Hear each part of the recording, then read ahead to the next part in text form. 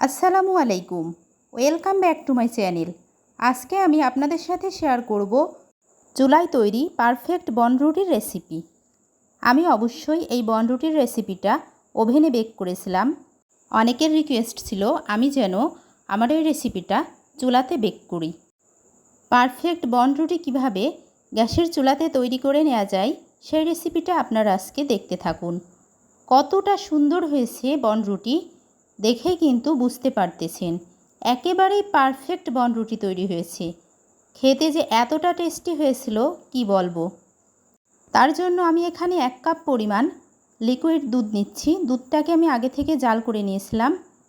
দুধটা এরকম গরম হতে হবে যাতে আমরা ঢকঢক করে গিলে খেয়ে নিতে পারি। 1 চা চামচ পরিমাণ ইস্ট দিয়ে নিলাম। এটাকে একটু মিশিয়ে নেব। তারপর আমি স্বাদ মতো লবণ দিয়ে দেব। 2 চামচ পরিমাণ চিনি অ্যাড করব। আপনারা চাইলে চিনির পরিমাণটা বেশি দিতে পারেন। আমরা অবশ্যই মিষ্টির পরিমাণটা একটু কম খাই, এজন্য কিন্তু চিনির পরিমাণটা কম দিয়েছি। 1 কাপ পরিমাণ দুধের জন্য 2 কাপ পরিমাণ আটাই কিন্তু পারফেক্ট। 2 চা চামচ পরিমাণ ঘি নিয়ে নেব।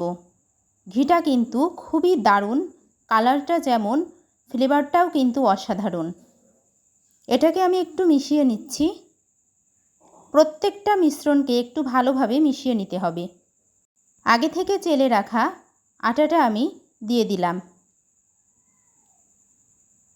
আবারও 1 কাপ আটা অ্যাড করব। তারপর আমি এগুলোকে একটু মিশিয়ে নেব। আটাটাকে কিন্তু খুব ভালোভাবে মিক্সড করে নিতে হবে। এবার আমি 2 টেবিল চামচ পরিমাণ সাদা তেল দিয়ে নেব। তেলটা দিলে আটাটা মাখানোর সময় হাতের সাথে লেগে যাবে না। দেখে বুঝতে পারতেছেন কতটা সুন্দরভাবে আমি আটাটাকে মাখিয়ে নিলাম। এটাকে আমি 1 ঘন্টার জন্য রেস্টে রাখব। ফিরে আসব 1 ঘন্টা পর। ফিরে আসলাম 1 ঘন্টা পর। কতটা ফুলেছে দেখুন, ফুলে কিন্তু ডাবল হয়েছে। এবার এটা থেকে আমি বাতাসটাকে বের করে নেব।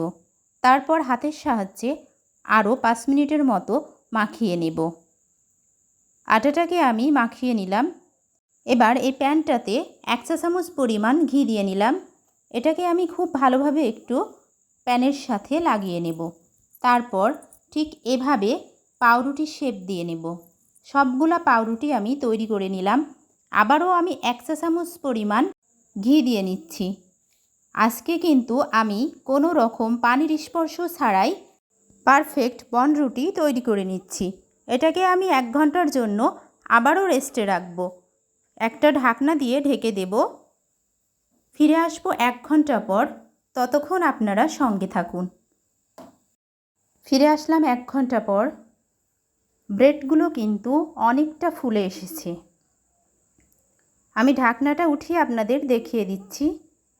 এবার এই প্যানটাকে আমি চুলায় বসিয়ে দেব। প্যানটাকে চুলায় বসিয়ে দিলাম। 15 মিনিটের মতো আমি একেবারে লো হিটে জাল করে নেব। এভাবে ঢাকনার যে একটা ছিদ্র ছিল, একটা কাগজের সাহায্যে আমি বন্ধ করে দিয়েছি। ফিরে আসলাম 15 মিনিট পর। একেবারে পারফেক্ট বনরুটি তৈরি হয়েছে। দেখতে যতটা লোভনীয় হয়েছে, খেতে কিন্তু তার থেকেও বেশি মজা ছিল। আমার এই রেসিপি ফলো করে আপনারা অবশ্যই গ্যাসের চুলায় বনরুটি তৈরি করে দেখুন কতটা পারফেক্ট হয় এই বনরুটির রেসিপিটা। সঙ্গে থাকার জন্য সবাইকে অনেক অনেক ধন্যবাদ। আসসালামু আলাইকুম। আল্লাহ হাফেজ।